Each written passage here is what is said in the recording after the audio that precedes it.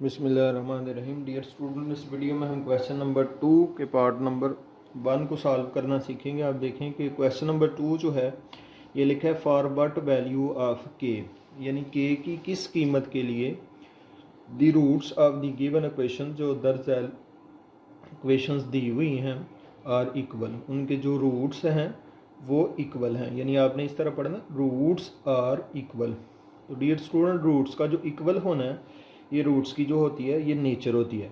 आप देखें यहाँ पे लिखा हुआ है कि रूट्स का रैशनल होना, रूट्स का इक्वल होना, रूट्स का अनइक्वल होना, रूट्स का इरेशनल होना, रूट्स का इमेजिनरी होना, these are all nature of the roots of the equations. तो मोस्टली हमारे जो क्वेश्चंस हैं वो इक्वल वाले ही हैं इस एक्सरसाइज में। अब यहाँ पे हमने नेचर ऑफ रूट्स को फाइंड नहीं करना, बल्कि नेचर ऑफ रूट्स ऑलरेडी ही हमारे पास गिवन है कि रूट्स आर इक्वल। हमें पता है कि रूट्स इक्वल हैं।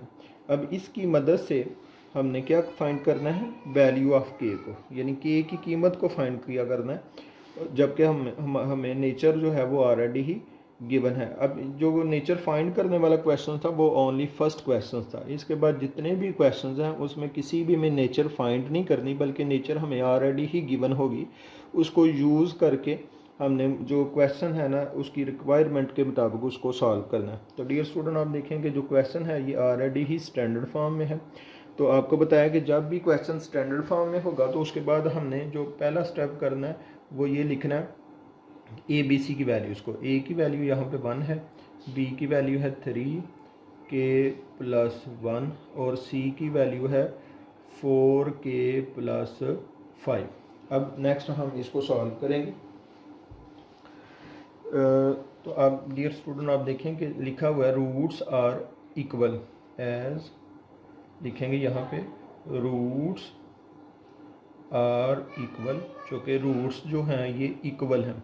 चूँकि रूट्स इक्वल हैं तो रूट्स को किस वक्त इक्वल होंगे, जब डिस्क्रिमिनेंट ज़ीरो होगा। ये दोनों बातें आपस में लाजम मलजूम हैं कि अगर हम डिस्क्रिमिनेंट ज़ीरो होगा रूट्स इक्वल होंगे, और अगर रूट्स हमारे पास इक्वल होगा तो इसका मतलब है कि डिस्क्रिमिनेंट ज़ीरो होगा। यानी अगर ऊपर वाली बात हमें गिवन हो तो नीचे वाली ट्रू होगी, और अगर नीचे वाली ये इसकी नेचर दी हो तो इसका मतलब होगा कि ऊपर वाली बात ये ट्रू है, यानी डिस्क्रिमिनेंट ज़ीरो है। तो यहाँ पे जो कि हमारे पास रूट्स इक्वल हैं, लिहाजा हम लिखेंगे कि इसका क्या मतलब है कि जो डिस्क्रिमिनेंट है ये ज़ीरो के इक्वल होगा।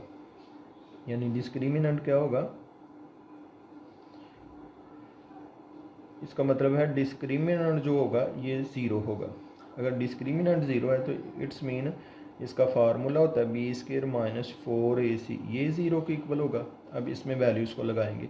बी की यहाँ पे वैल्यू है 3 के प्लस 1, इसका होगा स्क्वायर जो कि बी का स्क्वायर, माइनस 4, ए की वैल्यू है 1 और सी की वैल्यू है 4 के प्लस 5 इक्वल टू 0 आ जाएगा।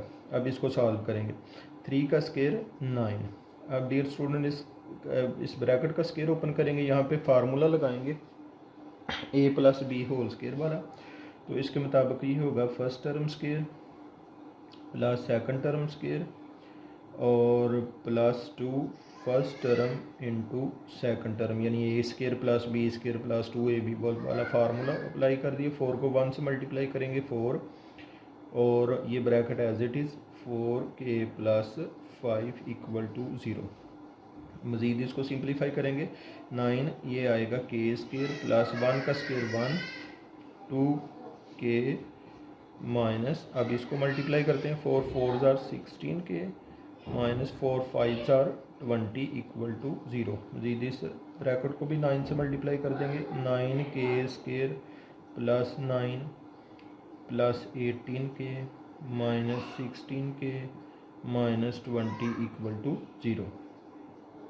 9 के स्क्वायर 18 माइनस 16 प्लस 2 के 9 माइनस 20 माइनस 11 इक्वल टू 0।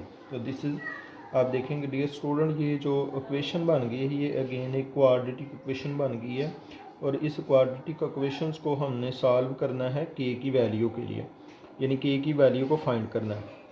और क्वाड्रेटिक इक्वेशंस को सॉल्व करने के हम फर्स्ट एक्सरसाइज में 3 मेथड्स पढ़ चुके हैं। तो यहाँ पे कोई भी मेथड अप्लाई किया जा सकता है, क्योंकि यहाँ पे तो कोई गिवन नहीं है कि इसको फैक्टराइज करना है या कंप्लीटिंग स्क्वायर मेथड से करना है या क्वाड्रेटिक फार्मूला लगाना है। तो डियर स्टूडेंट, आपने याद रखना है कि जो फैक्टराइजेशन मेथड होता है ना, ये सबसे स्मॉलेस्ट सिंपलेस्ट मेथड होता है। यानी अगर हम कोई भी क्वेश्चन फैक्टराइजेशन से सॉल्व करते हैं और अगर उसी क्वेश्चन को हम क्वाड्रेटिक फार्मूला की मदद से या कंप्लीटिंग स्क्वायर मेथड से करेंगे तो आप देखेंगे वो डबल लाइंस के ऊपर सॉल्व होगा। Factorization is the shortest method to solve quadratic equations.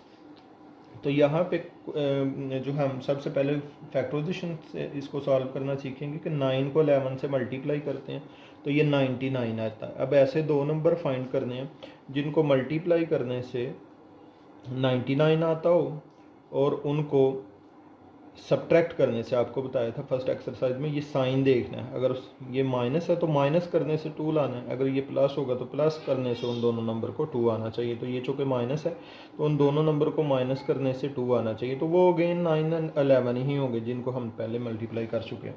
तो 9, 11 एंड 9 को मल्टीप्लाई करने से 99 और माइनस करने से 2 आ जाएगा। तो अब इसको इस तरह लिखेंगे, 9 के स्क्वायर, पहले बड़ा नंबर लिखेंगे, प्लस 11 के, फिर इन दोनों साइन को मल्टीप्लाई करना, प्लस माइनस माइनस। अब दूसरा नंबर 9 के माइनस 11 इक्वल टू 0।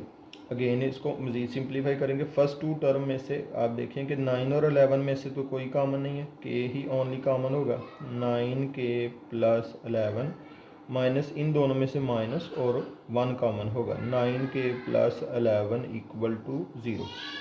मज़ीद इन दोनों टर्म में से कॉमन आएगा 9 के प्लस 11 और सेकंड जो फैक्टर इसका हो जाएगा वो होगा के माइनस 1 इक्वल टू 0। अब चूँकि दोनों फैक्टर का प्रोडक्ट जो है वो 0 के इक्वल है तो ये उसी वक्त पॉसिबल है आइदर फर्स्ट फैक्टर 9 के प्लस 11 इक्वल हो 0 के, और जो सेकंड फैक्टर है के माइनस 1 वो इक्वल हो 0 के।